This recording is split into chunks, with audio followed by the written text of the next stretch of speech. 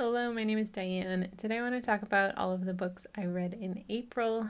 April was an okay reading month for me. It really wasn't great quality wise, to be honest. I've been DNFing a lot of books recently, a lot more than I normally would anyway. And I have finally decided that I need to just stop picking up books that are on my TBR because they sound interesting and just stick to the ones that I'm actually really excited to get to because I have tons of books that I would love to read if only I had the time to read all the books I wanted to read, but I really only have time to read so much. So I'm been going through my TBR once again and just getting rid of anything that I'm not genuinely excited about. Hopefully that will help and I won't be picking up as many things that I'm ultimately disappointed by or just don't like the style of. There's so many reasons I've been DNFing things lately, but I'm trying to just stick to, I like trying different authors and genres and subgenres, but I'm trying to just stick to what I know. I definitely have a better feel for my reading taste right now after reading so many different things, but I also know that a lot of things just aren't gonna work for me. I don't connect with certain stories as much as others and certain styles and things like that.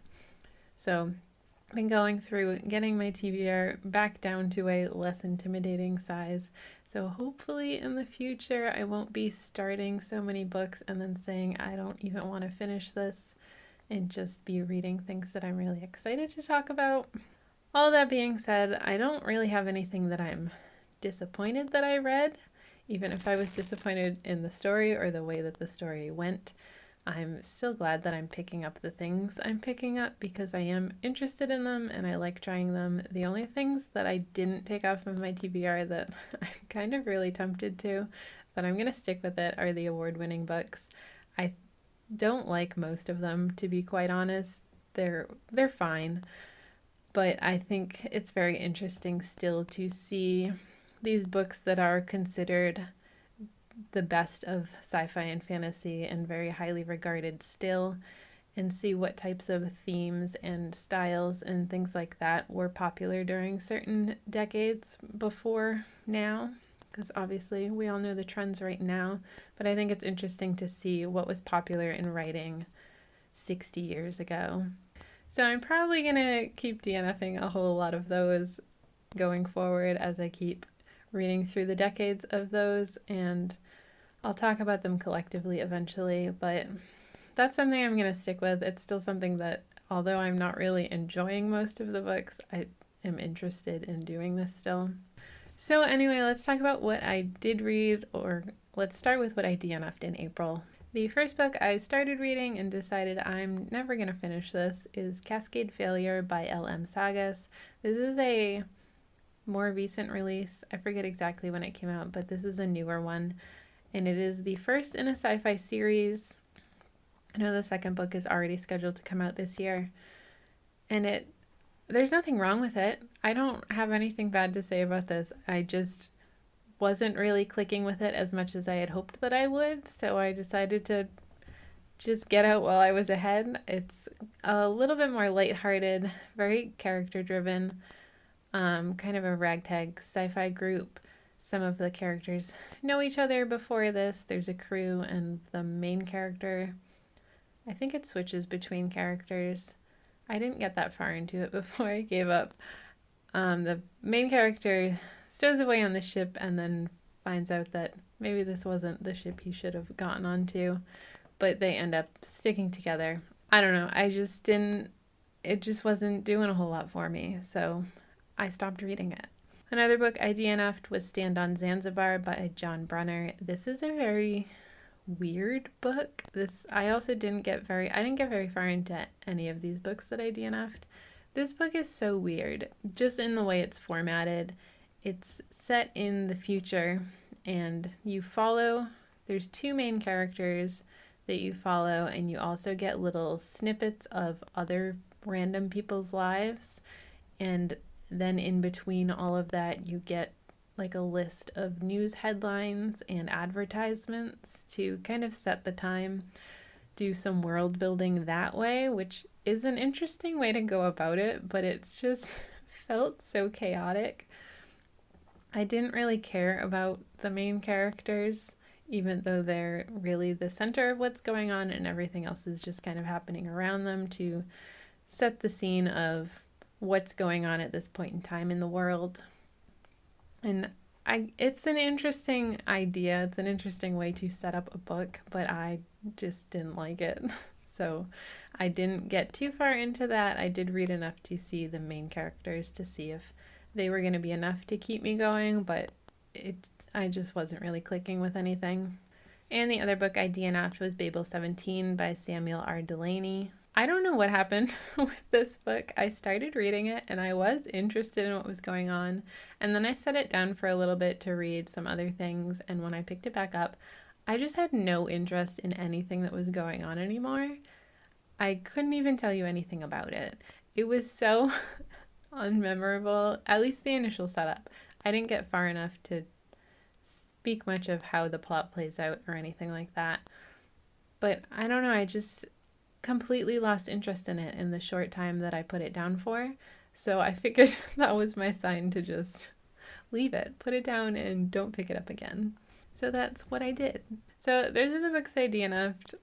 I kind of just been reading the opening of a book at this point, and if I'm not engaged in something that's happening, whether it's the plot, the characters, the world is really interesting, if there isn't something hooking me pretty early on at this point, I'm just gonna give up on a book. I have too many books I want to read to just plow through books that I'm not enjoying or only sort of enjoying. I'd much rather at this point just set them down, and if I'm still curious about them later on, I can always pick them back up. But I'd rather just keep switching between books until I find one that I think is really engaging in the moment than slowly make my way through a bunch of books that I'm not really enjoying that much, even if there's ultimately nothing wrong with them. Like these three books, I don't really have anything negative to say other than they just didn't grip me early on enough in the story for me to want to keep reading them. Of the books I did finish, I have 4 graphic novels and 3 novels. I'm going to start with the graphic novels. I read Rat Queens Volumes 7 and 8 by Ryan Ferrier. If you're familiar with this series, you know that Rat Queens has undergone a lot of changes behind the scenes, particularly with the artists. There have been a number of different artists working on this series for a lot of different reasons, but this was the first time that the author had changed, so the writer. But I think it was definitely a switch in tone, at least slightly. The art style once again actually changed between 3 different artists throughout these 2 volumes, which was kind of strange. I think as much as I was totally fine with the changing artist prior to this, going through so many so quickly, also with a new writer, it was just a lot of change for a story that at this point I feel like I was just too far removed to get super invested in what was going on. I'm glad I finally finished it and checked these out, but ultimately they were fine. I didn't talk about what this is about. Rat Queens follows initially 4 maidens for hire. These are 4 women who work together. They get hired to fight monsters and creatures, and then they usually spend the money that they've made partying together. They definitely work hard and play harder, but it's definitely had its ups and downs with the quality and the story cohesion because of a lot of changes that happened behind the scenes throughout its run, which is kind of unfortunate because I think it had a really strong start, and I think it's a really cool story. I definitely still love this series. I still highly recommend checking this out if you like that type of adventure party story, a little bit offbeat in the humor. Also, related to that, I read Dryad Volume 1 and 2 by Curtis J. Weeb, the original writer of Rat Queens. After he left Rat Queens, I read a handful of his other things, and I enjoy his writing overall. So this was his latest graphic novel series, and I finally got around to reading it. I really enjoyed it. It mixes fantasy and sci-fi, and it follows this family, this couple who has twin children, and they have left their lives behind to go to this remote village and raise their children. And then we skip ahead to when the children are teenagers, and their past catches up to them as it tends to do, and they have to leave this place and go back to this big city, which is a very jarring shift in setting for the teenagers. And we find out that they have some powers that they haven't really been able to explain and haven't really explored too deeply. It's an interesting setting and an interesting premise, but this kind of ended at the end of the second volume. It ended on a very big thing, and I don't think that this series is continuing, which is kind of a bummer because there's a lot of pieces in motion by the end of the second volume. So I think it would have been cool to see where everything was going, but I don't think it's going to at this point. It's not looking like it anyways. For the novels that I finished, the first one is Where Late the Sweet Bird Sang by Kate Wilhelm. This is a story about a family who has kind of confined themselves. The earth is not doing well in this world. Things that humans have done have affected the environment very negatively, and things aren't looking good. So this family kind of confines themselves to their own little community, and they eventually realize that humans cannot reproduce anymore. They are no longer fertile as a result of the diseases and environmental effects that they've caused. So they end up discovering a way to clone themselves, and they just clone everyone in the family, and hoping that eventually this will sort itself out and they'll be able to start reproducing. By the time the clones are able to have children naturally, they don't want to. They're much more interesting in being clones, and they have to be around each other. They're very closely tied to one another, these clones. And the humans who were born naturally are starting to run out. They're getting older. And we have one clone who is not like other clones, and she kind of likes being by herself and doing her own thing, which is very bizarre for these clones. And we've kind of shift gears and follow her. I think there was just so much setup at the beginning of this to establish all of that before we get to anything really happening other than just this group of people dealing with these environmental effects and thinking the only way to deal with it is these clones, but also knowing that that might not be a great solution, and then dealing with the effects of everything that they've done. I think it's an interesting setup, but I think it spent so long building up to anything that I really cared about. It felt like we were just getting a lot of details and backfill before anything really went on. And then by the time I was invested in anything happening, it was like the middle of the book, and it didn't really last that long for me. I don't know, I just never got too deeply engaged in this, but it was such a short read, I figured I'd just stick with it anyway, because I liked the overall of it, but ultimately I don't think there was anything about this that I actually loved. So cool premise, but I wish that it had been shorter.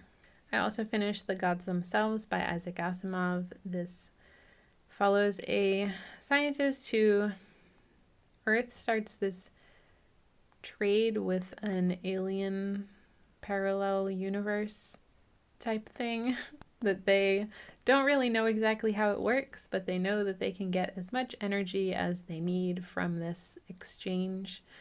And so they do, and then a scientist discovers that this actually is not something that they can do for much longer. It's going to ultimately destroy the Earth.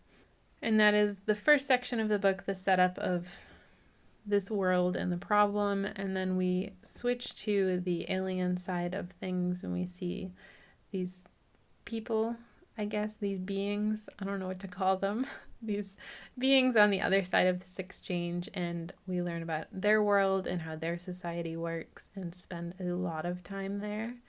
Too much time there, I think. And there's just a lot of descriptions of how their lives work, ultimately to reveal one thing by the end of that, and I just felt like it took way too long to get there. We were just talking so much about something that I just didn't care about. That's probably just personal taste, but by the third part, which is the final part of this book, we switch once again to another character and see how everything ultimately resolves. And by then, I just didn't care about what was going on. I no longer cared about the problem that they were facing. I really didn't care about learning about where he was and the people there because I was just tired of it. I was tired of the story. I think it was such a strong start and then it just dragged on in the middle. This is another one I think could have been way shorter and I probably would have loved it, but it wasn't and I didn't. So it was fine. Strong start, really lost me by the end though, which is kind of unfortunate. And the last book that I finished in April was Good Girls Don't Die by Christina Henry. This is a thriller following 3 different women whose names I don't remember, but the first woman wakes up and she is living a life that she's pretty sure isn't her life, but she's not really sure what her life is supposed to be, so she's just kind of going with it until she hopefully gets her memories back. She wakes up, she has a husband and a daughter, and she owns a restaurant. And she's just kind of going through the motions, trying to piece things together as she goes. Things get very bizarre, and she's pretty certain that this is not her life, and she needs to get out somehow. And then we switch to the second woman who is supposed to be going on a girls' weekend at the beach with 2 of her friends. Their boyfriends end up coming along and completely changing the plans and taking them to this remote cabin in the woods. If you've ever seen The Cabin in the Woods, it really reminded me of that. It doesn't play out the same way, but it gave me a very similar feeling. So I enjoy that movie. I think it's silly and weird, and that's kind of just how I approach this because of the relation I made to it. And I enjoyed it because of that. Things start getting weird. She's got a real weird feeling about this place, and then things start happening. I'm not going to spoil anything, but it's just another I need to get out of here situation, and I'm not really sure how. And then we go to the third woman who's in the weirdest of the situations, I think the most extreme of the situations.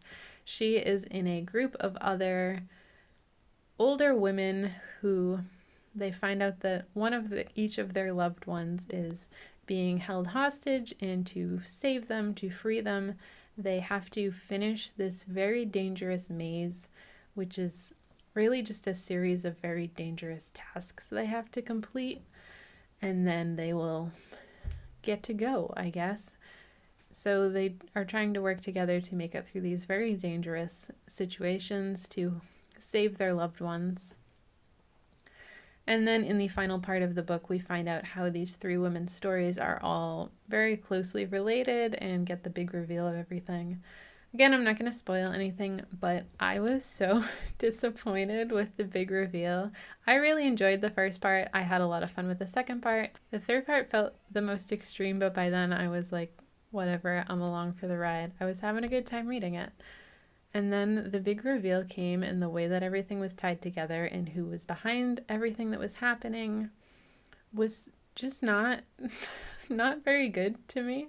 I don't know. I just felt like really let down by the ending. It felt very ridiculous. The theme was heavy-handed. I think there's absolutely an audience for this. I don't think it's bad, but I think it's hard to say that a thriller was great when the big reveal at the end that everything was leading up to just felt very silly and over the top. But I had a good time getting there, so I don't really know how I feel about this book. I don't know that I personally would recommend it.